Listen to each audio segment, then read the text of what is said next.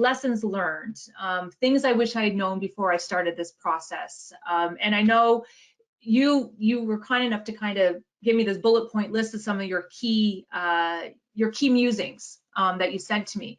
And I think that came out very strong in our presentation today, in our discussion, that vision, mission, core values, really crucial to make sure that all of the areas of your business kind of stay on brand. You've mentioned that quite a bit, making sure it is reflective of our brand, and building the brand was kind of step one for us.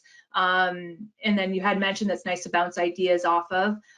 But the one thing I did want to ask you about is, you said it was also important to make sure you invest in the right tool sets. And you were kind enough to kind of list out the different tool sets that you have here. Anything further that you'd like to kind of expand to your tips and advice list? I think the only thing that I would add, when you're like, observing where you're going to go and what you're going to do, is that idea of it's going to take a minute. And I think we've all said that here. And so to me, one of the main things you can do is somebody on your team has to be passionate about it.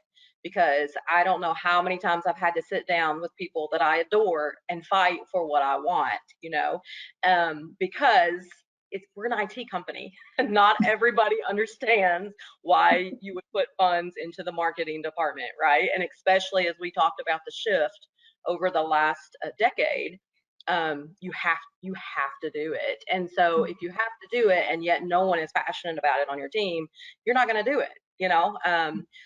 There has to be a driver, there has to be an owner of who's going to make it happen.